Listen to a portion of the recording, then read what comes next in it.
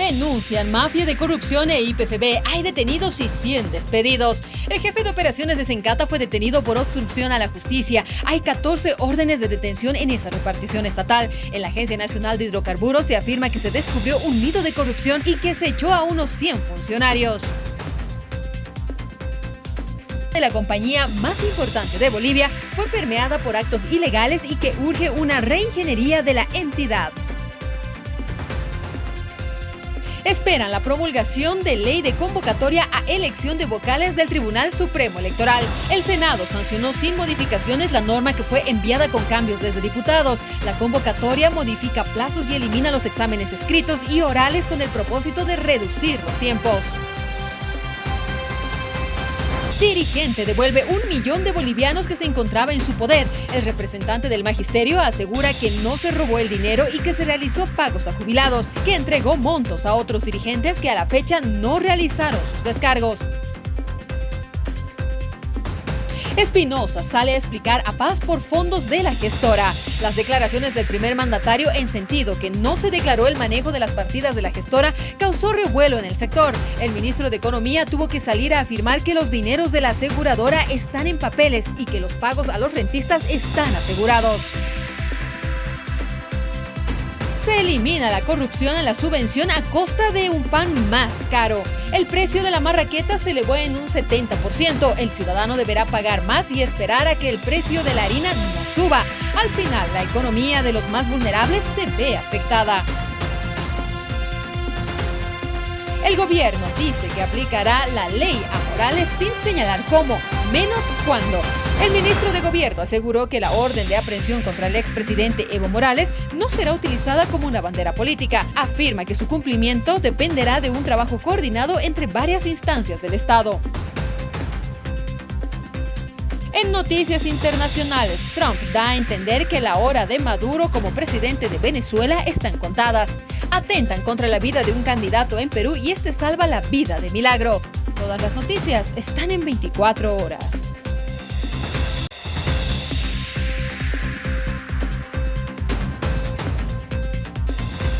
Queridos trabajadores de YPFB, presidente y ministro, vamos a estabilizar esta empresa y la vamos a sacar adelante, pero hablando con la verdad. Por eso, presidente, que ayer haya estado la Fiscalía para revisar y verificar ese daño enorme que se le hace al país, entre 800 a 1.000 millones de dólares cada año en el contrabando y en la corrupción. Si no queremos ver la verdad, no podremos salir adelante. Y con este presidente van a contar con él para que aquellas acciones que YPFB haga y todas las empresas del Estado para salir adelante, el presidente va a estar ahí. Estamos en un momento muy difícil la nación, muy difícil, pero estamos con la voluntad de un presidente de YPFB, de un ministro y de un grupo humano que quiere junto a ustedes sacar la patria adelante, estabilizar y reactivar YPFB. La pregunta que uno se hace ya a estas alturas es ¿hasta cuándo va a durar esta crisis en YPFB? Esta serie de informaciones que se vierten día tras día que por supuesto están confundiendo ya la opinión pública. Se deberá conocer exactamente qué es lo que ha pasado. Bueno, seguramente esto va a demorar.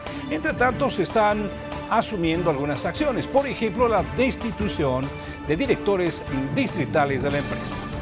Empezando las investigaciones, nosotros, al igual que todos ustedes, nos hemos encontrado sorprendidos en el momento en el cual interviene la Fiscalía. Ha sido un operativo a nivel nacional y dentro de lo que significa eso, nosotros estamos acompañando la investigación. Seguramente en los próximos días, horas, se va a ir esclareciendo todos los hechos.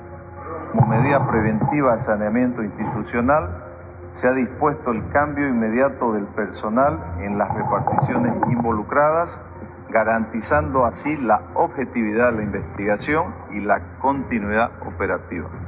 La estatal petrolera reitera con absoluta firmeza su política de tolerancia cero frente a cualquier hecho de corrupción.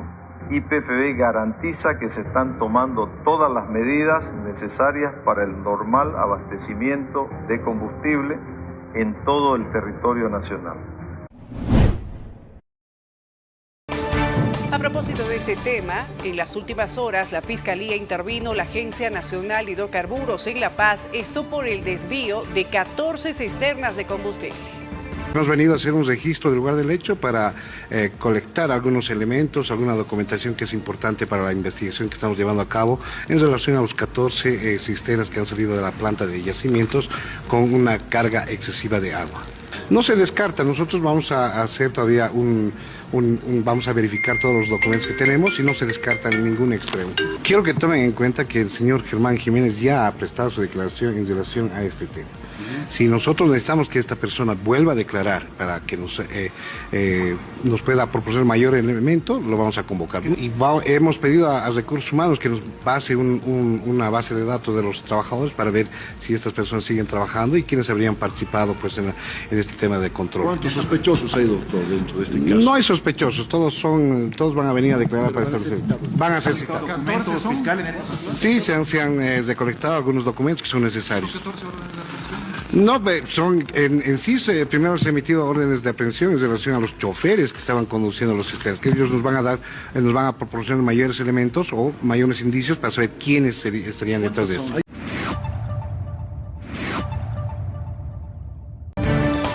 Cuestión es que estas entidades, reparticiones, tienen personal bastante especializado. Claro, por supuesto también tienen unos supernumerarios en exceso. Fíjese lo que le digo.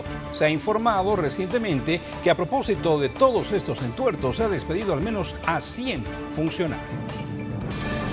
Sabemos que hay autorizaciones y licencias que se han dado sin seguir los procedimientos adecuados. Ahorita, como les digo, estamos haciendo una revisión de todo.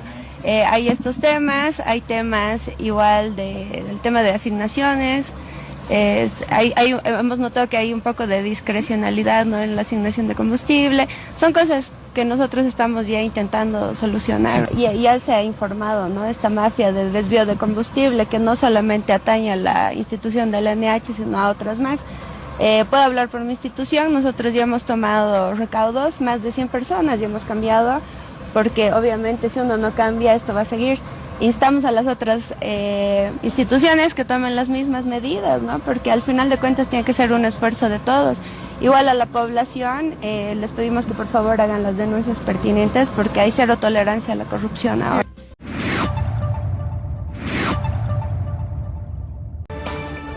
En otra noticia, en las últimas horas también se ha pronunciado el ministro de Economía y Finanzas Públicas, José Gabriel Espinosa, quien asegura que el 95% de los recursos de la gestora están aún en papeles, o sea, no están registrados estos recursos.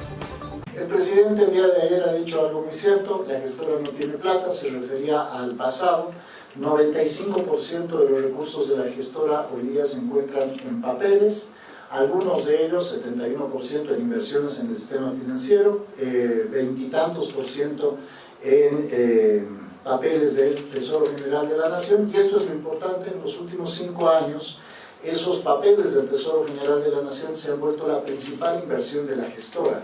El presidente se refería a eso porque tú lo que tenías era una inversión en un sector público que primero tenía un déficit sistemático, 12 años de déficit fiscal, insostenibilidad en el gasto, y que básicamente pues recibía fondos de los aportes de los pensionistas a partir de un control político de esa gestora. Nosotros lo que estamos haciendo ahora es modificar el comportamiento y la estructura de inversión de la gestora. El flujo que recibe todos los meses la gestora ahora va a empezar a ser direccionado a inversiones en el sector privado.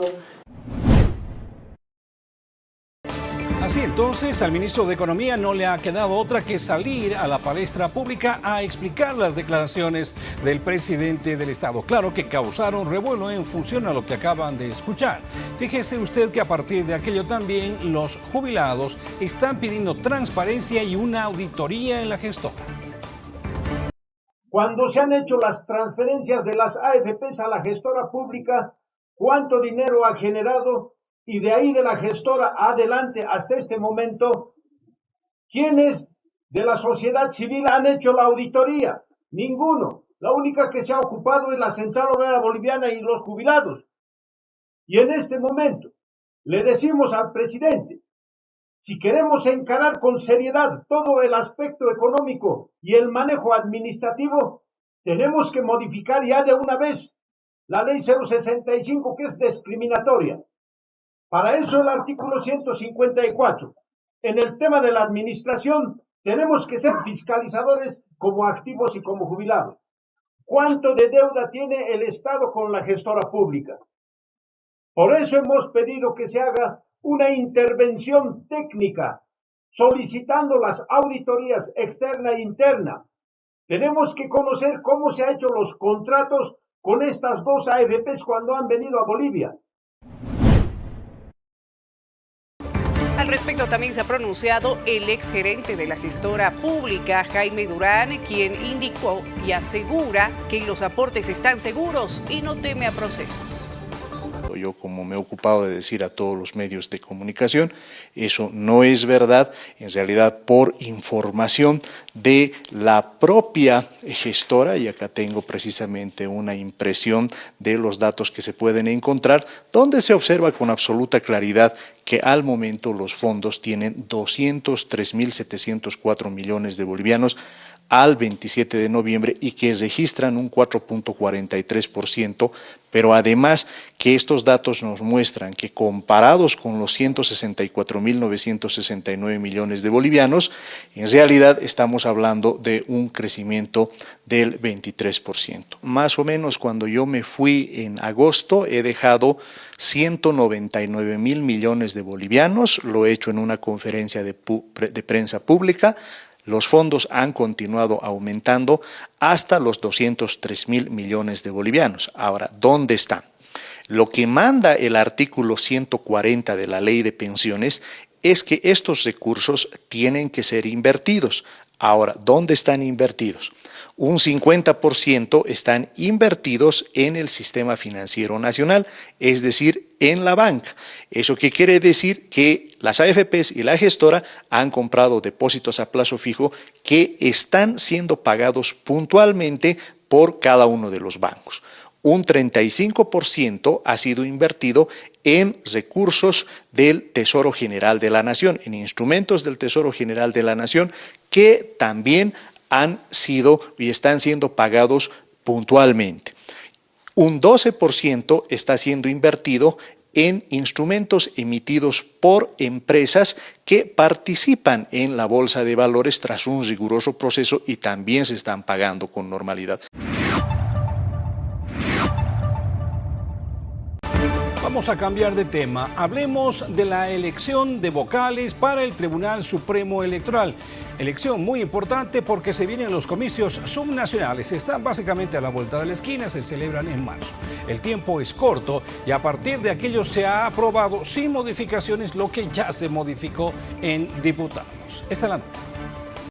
Como ustedes saben, ayer hubo una sesión de la Asamblea, ahí el presidente, uno de los artículos que aprobamos es que esa comisión mixta se constituya de inmediato, ¿sí? Por lo tanto, esa comisión está empezando a tener funciones desde el día de hoy. Obviamente hoy hemos aprobado la ley, la promulga el presidente, inmediatamente corren los plazos establecidos en la norma que acabamos de aprobar. Es decir, en 15 días deberá realizarse todo el proceso de la selección de los nuevos vocales para su presentación a la Asamblea Plurinacional. A propósito del tema, la senadora de Alianza Libre, Elena Pachacute, ha indicado que los vocales del Tribunal Supremo Electoral serán elegidos por meritocracia. Sí, justamente acabamos de aprobar en la Cámara de Senadores el proyecto de ley de designación y elección para vocales del Tribunal Supremo Electoral. Han sido 36 artículos y 5 disposiciones adicionales. Han habido modificaciones evidentemente que han venido desde diputados y bueno, ya con esta aprobación que se ha exceptuado algunas cosas como el examen oral, se ha exceptuado el tema de un reglamento. Y bueno, en ese sentido ahora lo que queda es la promulgación desde el ente correspondiente. Se ha eximido el examen oral, han habido argumentos que no comparto desde algunos colegas con que no se ve la transparencia. Creo yo que es un nuevo gobierno, es una nueva asamblea legislativa y en el examen oral se ve el comportamiento, la expresión de aquellos candidatos y candidatas que van a postularse para ser vocales del Tribunal Supremo Electoral. En sí es el tema de probidad que se ha contemplado un puntaje mayor. Hay 60 puntos y 10 puntos más, son un total de 70. Es decir, tienen que los postulantes tener 70 puntos para poder pasar a la plancha, a la lista correspondiente. A diferencia de la Comisión Mixta de Justicia de la gestión pasada, que había un puntaje máximo y un puntaje mínimo. Se elige entonces en estos comicios que se aproximan a gobernadores y también a alcaldes. Desde las gobernaciones se afirma que no se tiene una reglamentación que vaya a acompañar esta norma. Están pidiendo precisamente que aquello se ejecute. El Parlamento, bueno, específicamente la Cámara de Diputados, se ha olvidado de los vocales departamentales. Obviamente quien hace la la selección, hacen las 9 asambleas departamentales, pero la Ley Serio 18 menciona que previo a la convocatoria, dice, la Cámara de Diputados debe aprobar un reglamento. Ese reglamento se envía a las 9 asambleas y las asambleas emiten su convocatoria y ahí viene el proceso de selección para que nosotros enviemos ternas también a la Cámara de Diputados. Pero eso hasta la fecha no está realizando el presidente de la Cámara de Diputados. Así que aprovecho los medios de comunicación de ustedes para, por favor, exhortar al presidente de la Cámara de Diputados que de inmediato se apruebe el reglamento para la designación de vocales electorales departamentales y envíe de inmediato a las 9 asambleas departamentales para que de inmediato podamos nosotros empezar. Porque no nos alcanza ya el tiempo, no solamente ya es 16 días tenemos para todo eso, así que por favor necesitamos ese reglamento.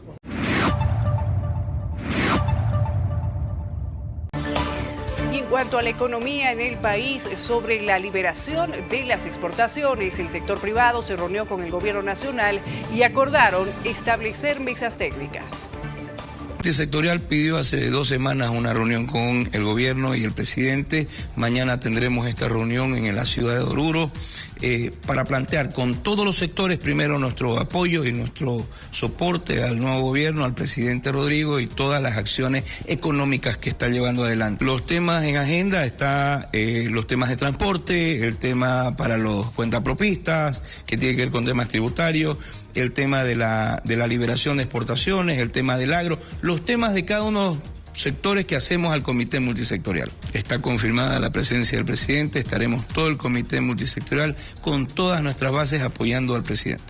Vamos a trabajar en la agenda principalmente de la liberación de exportaciones sin cupo, sin banda y los demás temas que son competitividad para nosotros como exportadores. En las horas precedentes se ha conocido que el gobierno va a informar permanentemente a cuánto se cotiza el dólar en las transacciones que se están desarrollando en el sistema financiero, que incluyen a las casas de cambio. Se mantiene la cotización oficial de 6.86, 6.96, pero lo otro, indudablemente, lo que busca es bajar la especulación con relación a esta moneda. En efecto, la cotización del dólar digital, por ejemplo, ha experimentado una notable caída en el mercado paralelo durante las primeras horas de este martes 2 de diciembre que ha transcurrido, ubicándose por debajo de los 10 bolivianos. Según se ha conocido, la variación a la baja se presenta horas después de que el Banco Central de Bolivia comenzara a difundir diariamente un valor referencial de la divisa estadounidense basado en las transacciones efectivas dentro del sistema financiero nacional. Datos de portales especializados reflejan que la cotización, tanto para la compra como para la venta registrada en las horas precedentes, tiene parámetros más bajos en relación a lo que aconteció el año pasado y también en relación a los meses anteriores en función a el dólar digital. Este descenso inesperado, se dice en el mercado no oficial, revierte la tendencia observada durante la última semana de noviembre, periodo en el que la moneda digital se cotizaba por encima de los 10 bolivianos. Nos vamos a la primera pausa en esta entrega informativa. Al retornar vamos a hablar de la red de corrupción de la harina subvencionada. y también de todas las réplicas que ha tenido esta información. Ya volvemos con esto y mucho más, no se vayan.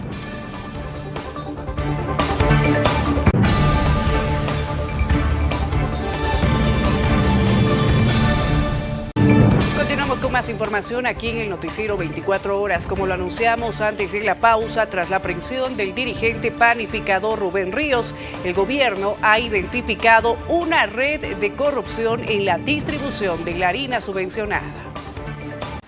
Vamos a hablar cabalmente sobre la aprehensión del dirigente Rubén Ríos, el cual está involucrado en hechos de corrupción en lo que ha sido la subvención de harina por parte de MAPA. El dirigente fue identificado como uno de los principales responsables de las irregularidades detectadas en el caso de la subvención de harina de MAPA y es acusado de los delitos de enriquecimiento ilícito de particulares con afectación al Estado, tráfico de influencias y contratos lesivos al Estado. El dirigente ya se encuentra aprehendido y ha dado sus declaraciones. Al ser convocada por la justicia, Ríos se convirtió en prófugo porque no fue encontrado para poder ser notificado. En ese sentido, se libró la orden de aprehensión, con la cual se pudo ya tener, una vez el aprehendido, las declaraciones respectivas y las explicaciones también del caso. No solamente ha quedado en él como persona, porque esto es una red de corrupción. Es por eso de que el hijo también está detenido y ha sido puesto ante la justicia, lo cual hace presumir de que todas estas irregularidades, todos estos delitos o estos presuntos delitos abarcan a un mayor número de personas que también involucran a su familia. Evidentemente, el día de hoy el Ministerio Público ha procedido a realizar la aprehensión del señor Rubén Ríos, toda vez que existía una denuncia que ha planteado el Ministerio de Desarrollo y Economía Plural en contra del señor Rubén Ríos, y esta denuncia básicamente se centra en tres esquemas o pilares. En el primer aspecto es que él recibía harina subvencionada y asimismo se ha podido establecer dentro del análisis de la denuncia que él también revendía esta misma harina subvencionada a EMAPA. Él recibía la harina por el precio de 132 bolivianos, pero él las revendía, es lo que indica la denuncia, por un precio de 299 bolivianos cada quintal de harina. Asimismo, se ha podido establecer dentro de la denuncia que el señor Rubén Ríos también tenía un contrato suscrito con la empresa estatal EMAPA, por el cual arrendaba uno de sus bienes inmuebles como depósito a EMAPA por el precio de 19.200 bolivianos. Y asimismo también se ha podido identificar dentro de la denuncia que ha realizado en contra del señor Rubén Ríos.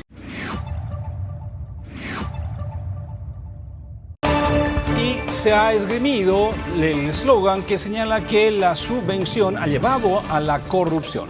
Desde la Central Obrera Boliviana señalan que a partir de esa supuesta premisa, lo que se está haciendo es cargar al bolsillo de los más pobres en Bolivia la eliminación de la subvención a la harina. Los actos de corrupción que hayan sucedido en este país tienen que pagarse, porque hay en desmedro y en perjuicio de lo que es la sociedad del pueblo boliviano. Y estos temas de política de Estado, por ejemplo, el tema de la subvención va en beneficio de las grandes mayorías. Ahora, si ha habido corrupción, el gobierno está seguramente encargado de buscar los vicios de corrupción que ha existido, y si ha habido autoridades que se han aprovechado del cargo, lastimosamente tienen que pagar ante la justicia. Y eso seguramente se va a encargar el gobierno de transparentar. Como Central Obrera Boliviana, aquí estamos contados todos los compañeros, y en especial aquí con el compañero que ha aclarado en el tema de la gestora, nosotros no vamos a meternos en el ámbito de lo que es judicial. Si el gobierno en lo legal encuentra vicios de corrupción en cualquier sector que haya existido, bueno, será pues la justicia la que se encargue, y será el pueblo boliviano que diga quién está haciendo mejor su trabajo. El Estado y los dirigentes también ahora fiscalizando este tema de lo que está pasando en nuestro país. Lastimosamente, este tema estructural de políticas de Estado, de la subvención al tema de la harina, ha ido en beneficio de las grandes capas sociales. Porque en este momento incrementar el pan de batalla es lapidario y su efecto multiplicador en lo que va a significar en la pérdida del valor adquisitivo, porque a partir de eso todo se va a disparar. Y eso le hemos pedido al gobierno, que trabaje en beneficio de las grandes mayorías y no así en un sector privilegiado de la sociedad. Los 4 decretos eliminando los impuestos, ¿a quién ha beneficiado? ¿Ha beneficiado al pueblo boliviano o los trabajadores somos millonarios? No, lastimosamente estas políticas de Estado, lastimosamente están beneficiando a un sector privilegiado del país.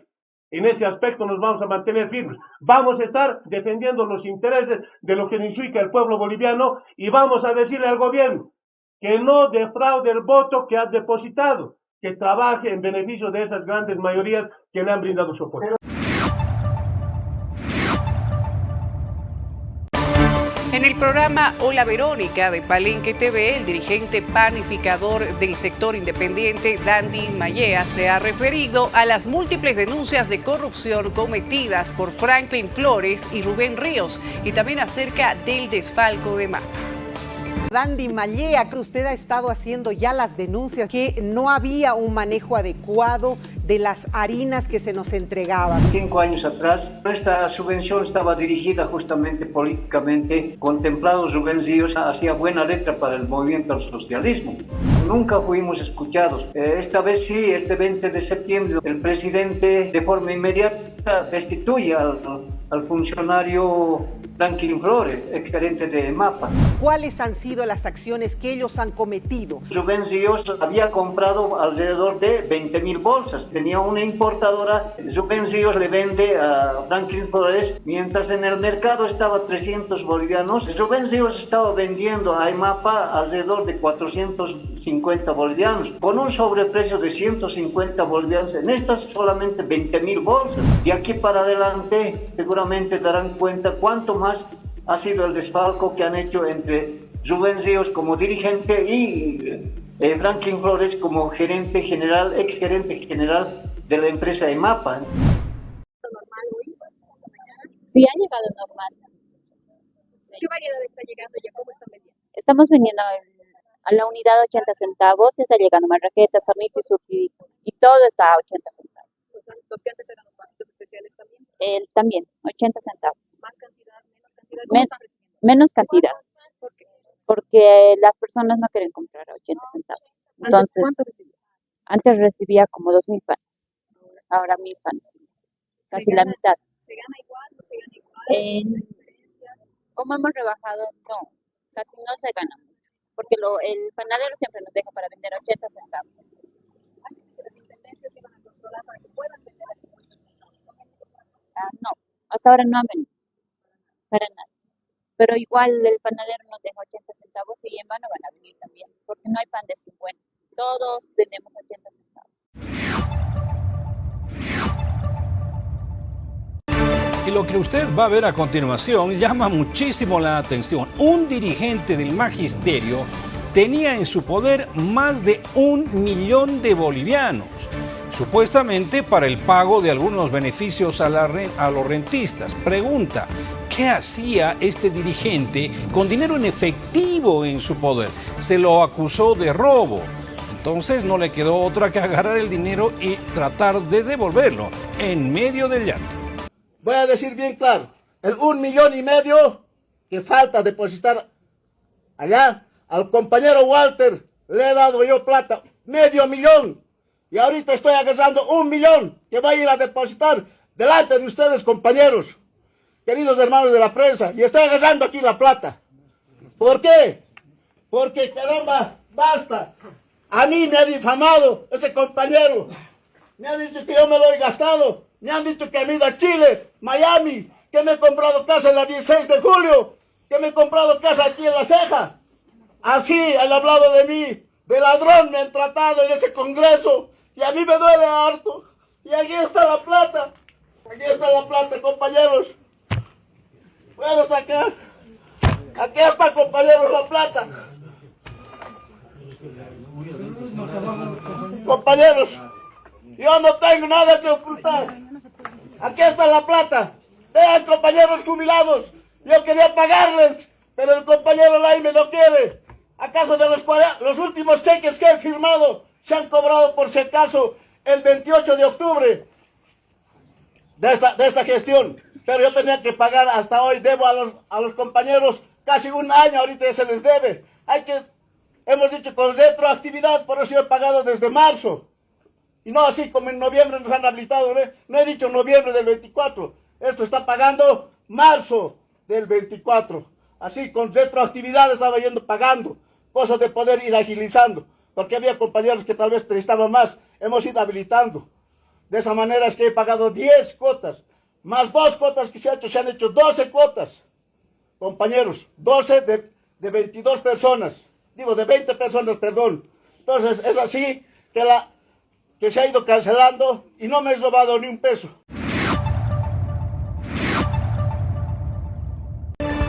En otra noticia, un efectivo policial es procesado por presuntamente haber colaborado con una banda delincuencial que habría estafado más de 2 millones de bolivianos a comerciantes en Oruro.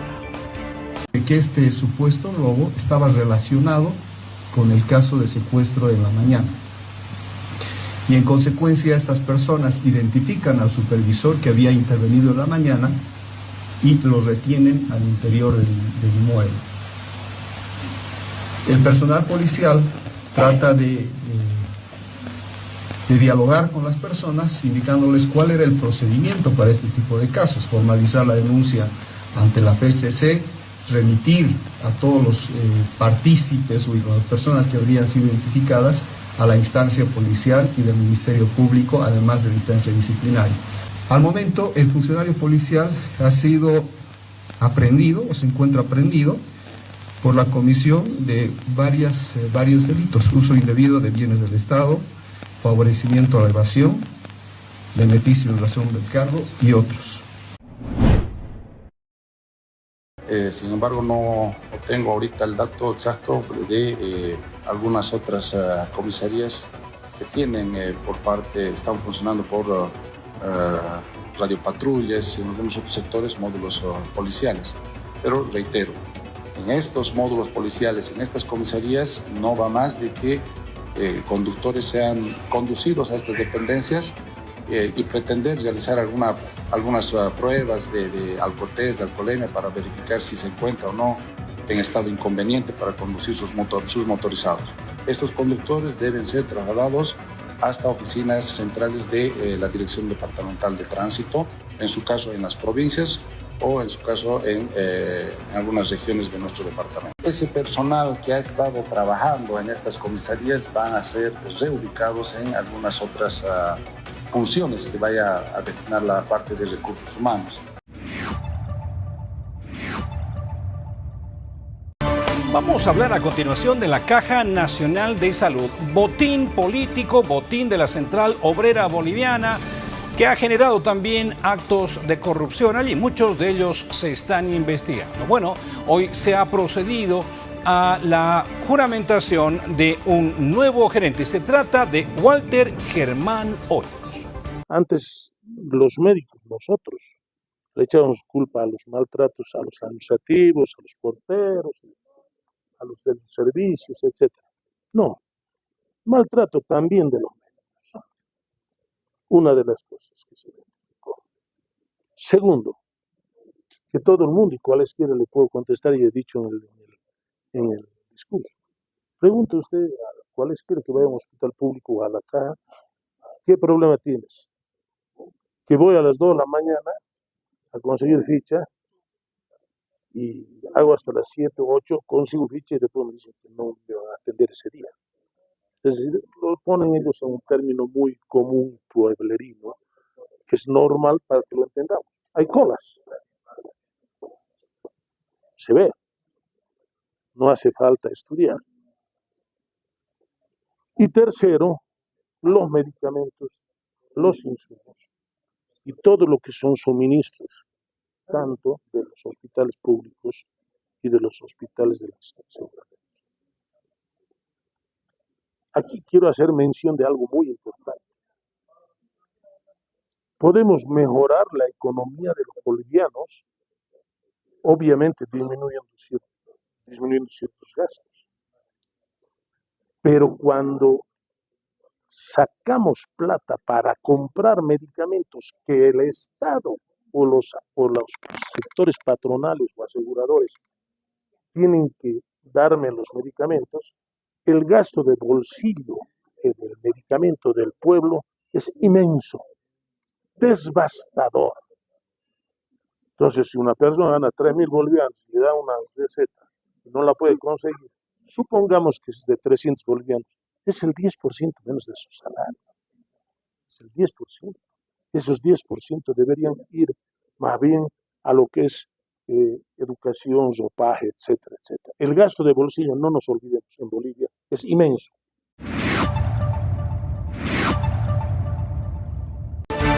Y también en esta jornada, el Colegio de Enfermeras de Bolivia ha presentado los diagnósticos actuales del sector a la ministra de Salud y Deportes.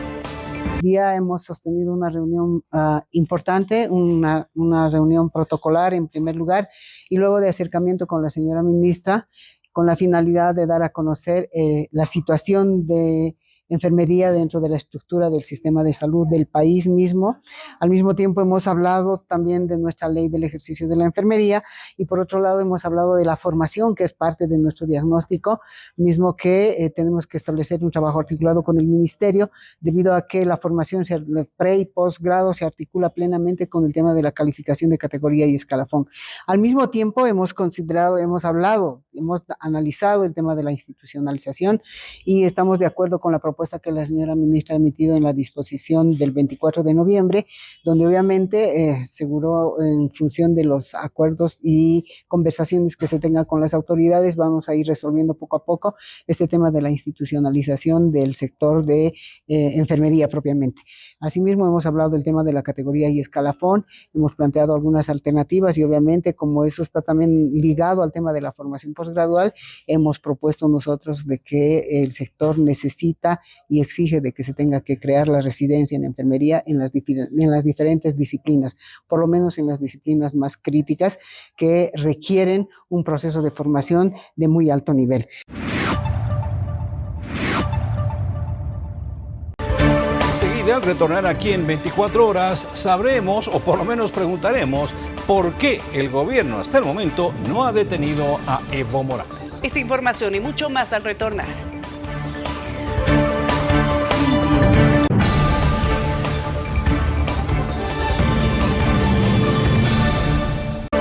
Gracias por informarse junto a 24 horas. Vamos a lo que habíamos anticipado. El gobierno de Luis Arce argumentó que no detenía a Evo Morales por no causar muertes, una masacre en otras palabras, habida cuenta de la guardia casi pretoriana que tiene Morales a su alrededor. Bueno, el actual gobierno está utilizando algunos argumentos similares. Dicen ellos que no quieren politizar el tema. Según algunos expertos, líderes de opinión señalan que no se quiere perjudicar al actual gobierno en función a lo que se aproxima también las próximas elecciones subnacionales. Esta es la palabra del ministro de Gobierno.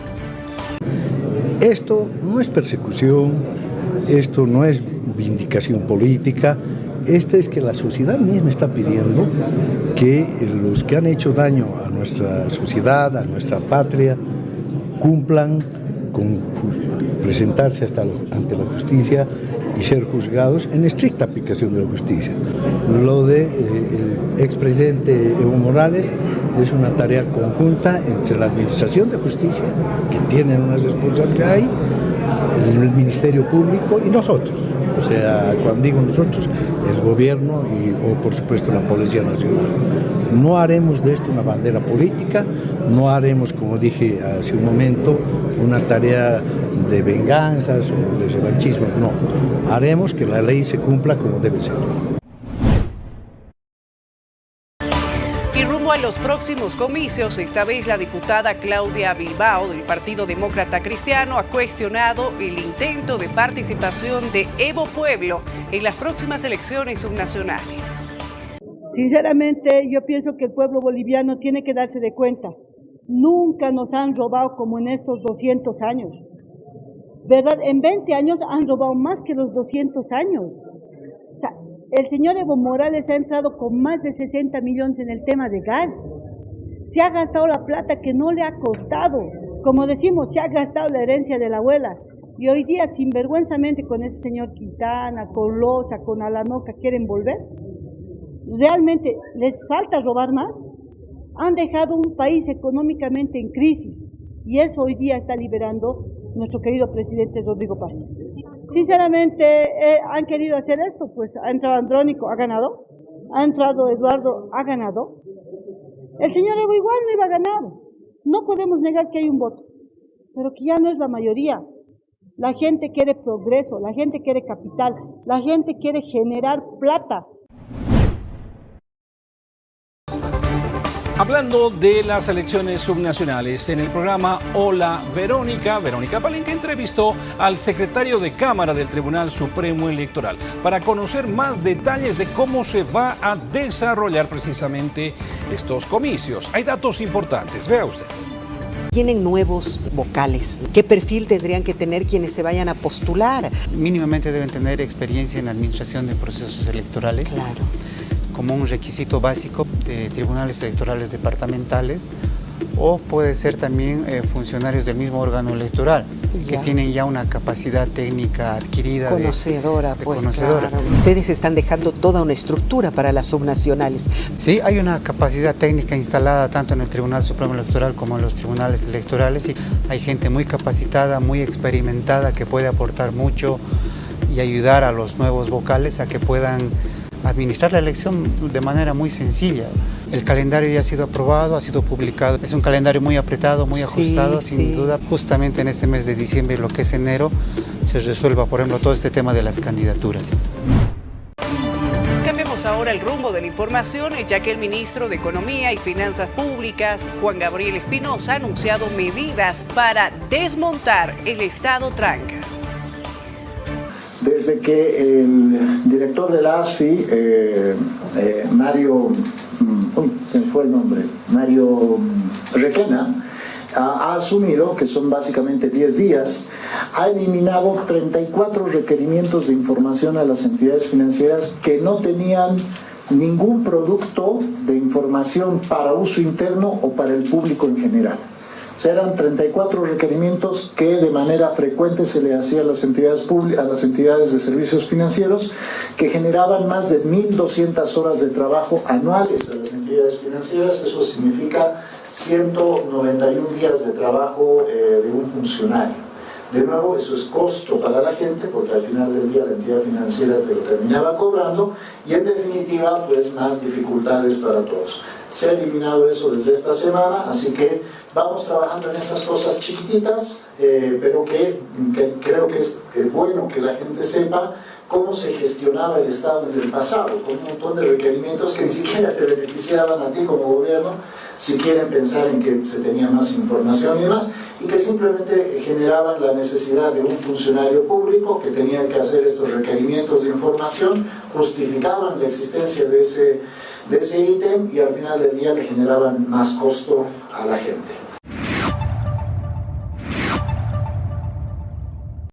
Las intensas lluvias que se registran en todo el país, fundamentalmente en el norte de La Paz, están causando estragos en las carreteras.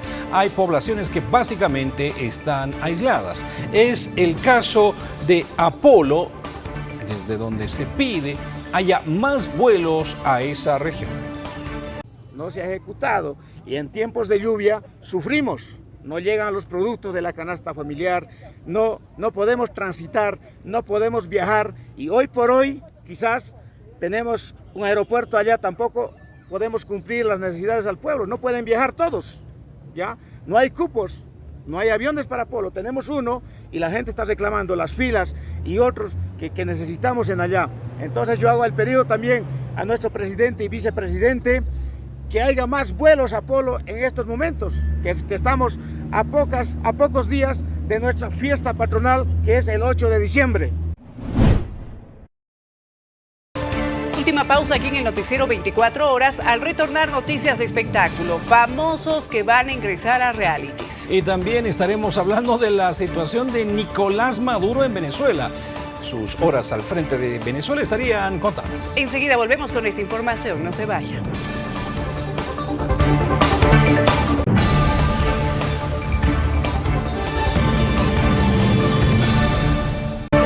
Gracias por su preferencia. A continuación iniciamos Aquí Quiero Reportar, nuestro segmento de interacción que se alimenta con sus imágenes, sus mensajes, con todo aquello que usted quiere que se informe a través de este segmento. Aquí comenzamos.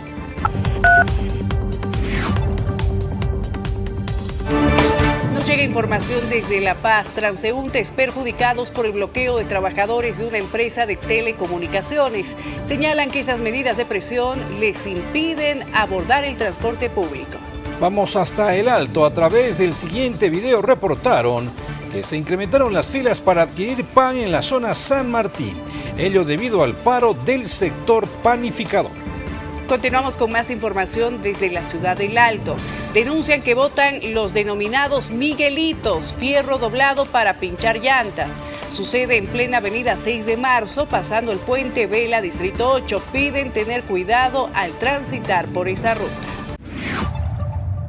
Vamos al panorama internacional de las noticias. Según las últimas declaraciones vertidas por Donald Trump, las horas de Nicolás Maduro como presidente de Venezuela están contadas. Tendremos el reporte, pero también vamos a informarles sobre ese atentado que ha sufrido un candidato a la presidencia en Perú.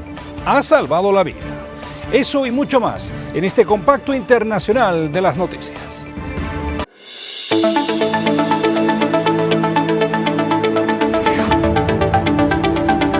El secretario de Defensa de Estados Unidos, Pete Hegseth, dijo el martes que su país apenas ha comenzado los ataques contra embarcaciones de presuntos narcotraficantes en el Caribe y el Pacífico. Los ataques iniciados en septiembre ya han dejado más de 80 muertos y sus críticos afirman que equivalen a ejecuciones extrajudiciales incluso si apuntan contra criminales. Como he dicho y volveré a decir, apenas hemos comenzado a atacar las narcolanchas y a hundir a los narcoterroristas en el fondo del océano, porque han estado envenenando al pueblo estadounidense, y Joe Biden intentó abordarlo con guantes de seda, y muchos de ellos cruzan la frontera. Los cárteles se apoderan de comunidades. Puedo decir esto, quiero que saquen esos barcos, y si es necesario atacaremos por tierra también, al igual que atacamos en el mar, y hay muy poco entrando por mar, creo que hemos eliminado más del 90% de ello, hay muy poco, estamos salvando cientos de miles de vidas con esos ataques precisos. Las tensiones regionales se han intensificado como resultado de los ataques con el presidente de Venezuela, Nicolás Maduro, acusando a Washington de usar el narcotráfico como pretexto para tratar de derrocarlo. Maduro, cuya reelección el año pasado fue rechazada por Washington como fraudulenta, insiste en que no hay producción de drogas en Venezuela, país que según él se utiliza como ruta de tráfico para la cocaína colombiana en contra de su voluntad. El presentador de televisión Salvador Nasrallah tomó una leve ventaja sobre el empresario Nasri Asfura en las elecciones presidenciales de Honduras. Con poco más del 61% de las actas escrutadas, el animador de televisión obtenía 39,95% de los votos, apenas por encima de Asfura, empresario apoyado por Donald Trump, que obtenía 39,80%.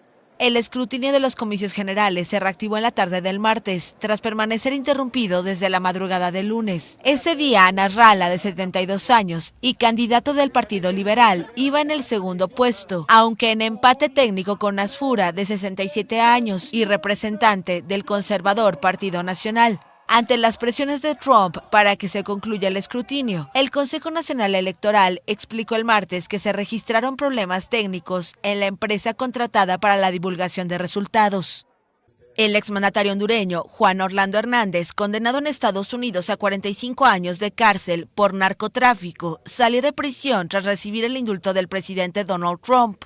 Hernández, de 57 años, fue liberado de una prisión en Virginia Occidental el lunes y es una vez más un hombre libre, anunció el martes su esposa Ana García de Hernández en redes sociales. Añadió que fue trasladado a un lugar seguro. En el sitio web de la Oficina de Prisiones de Estados Unidos figura la liberación de un hombre que coincide con el nombre y la edad del expresidente.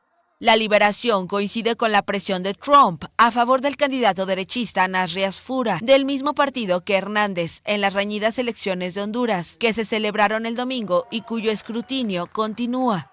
Juan Orlando Hernández gobernó Honduras entre 2014 y 2022. Fue extraditado a Estados Unidos poco después de dejar el cargo, cuando la actual presidenta, la izquierdista Xiomara Castro, asumió el poder. En marzo de 2024, un jurado de Nueva York lo declaró culpable de haber facilitado el ingreso a Estados Unidos de unas 400 toneladas de cocaína, principalmente de Colombia y Venezuela, a través de Honduras. El precandidato de Libertad Popular, Rafael Belaúnde Llosa, fue víctima de un ataque a balazos cuando conducía por el distrito de Cerro Azul en Cañete. Así lo denunció esta mañana el expresidente del Consejo de Ministros, Pedro Cateriano.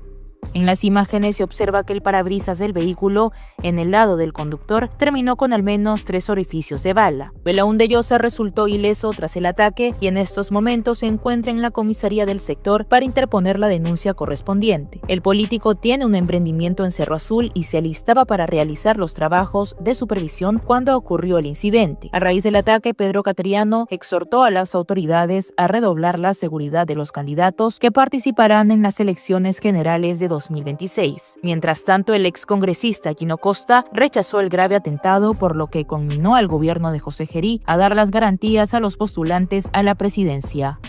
El presidente de Rusia, Vladimir Putin, acusó a Europa de querer impedir los esfuerzos de Estados Unidos para poner fin a la guerra en Ucrania. En una declaración a la prensa antes de una reunión clave con emisarios estadounidenses en Moscú, el mandatario llamó a los dirigentes europeos a renunciar a la ilusión de que pueden infligir una derrota estratégica a Rusia y volver a la realidad basándose en la situación sobre el terreno. No tenemos intención de ir a la guerra con Europa, lo he dicho un centenar de veces. Pero si Europa quiere y empieza, estamos listos. No puede haber duda sobre eso. La única pregunta es ¿qué exactamente? Si Europa de repente inicia una guerra contra nosotros, creo que todo terminará rápidamente. Esto no es Ucrania. Con Ucrania estamos actuando de manera quirúrgica, con cuidado y precisión.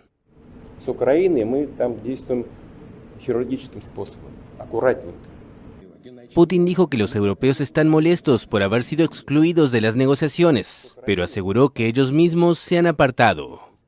Al mismo tiempo los acusó de no tener un programa de paz y de estar del lado de la guerra. Momento de presentarles las noticias más destacadas del mundo de la farándula y el espectáculo internacional. Convencieron a una gran estrella reconocida de participar en un reality. Veamos de quién se trata.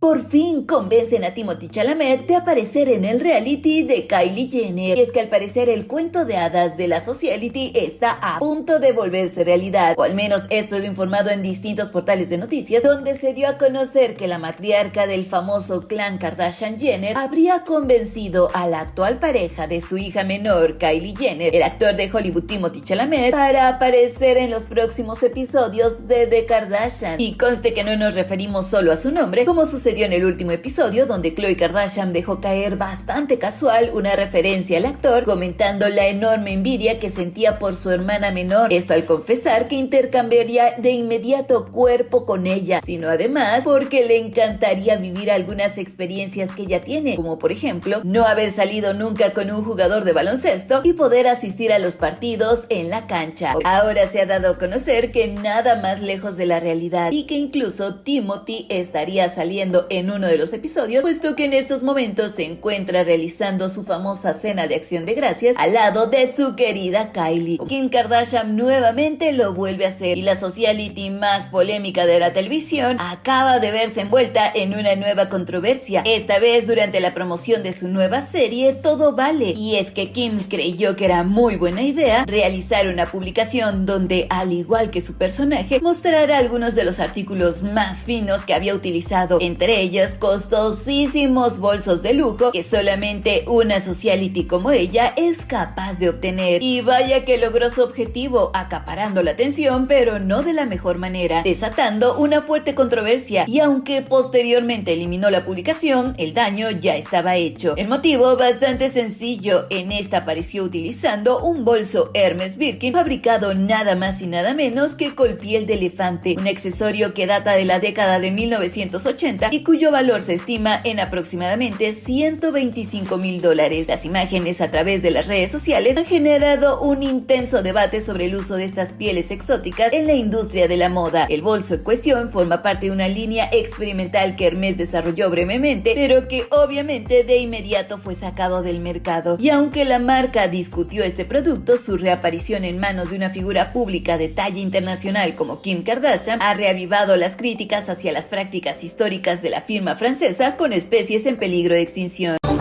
Continúa el clima borrascoso en la ciudad de La Paz, con probabilidad de lluvia inclusive en las próximas horas. Para ustedes a continuación, el pronóstico del tiempo.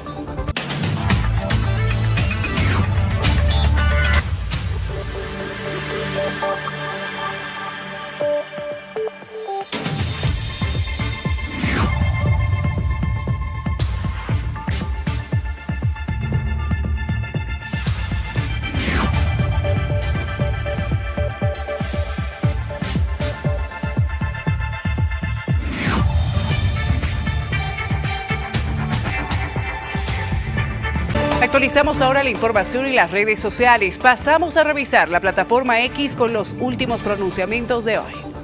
Bien, así llegamos al final de esta tercera edición del Noticiero 24 Horas. Muchas gracias, como siempre, a cada uno de ustedes por acompañarnos. Ha sido un gusto, ha sido un placer. Nos reencontramos cuando nos convoque la noticia. Hasta entonces, gracias y permiso. Que tengan muy buenas noches. Hasta mañana con más noticias.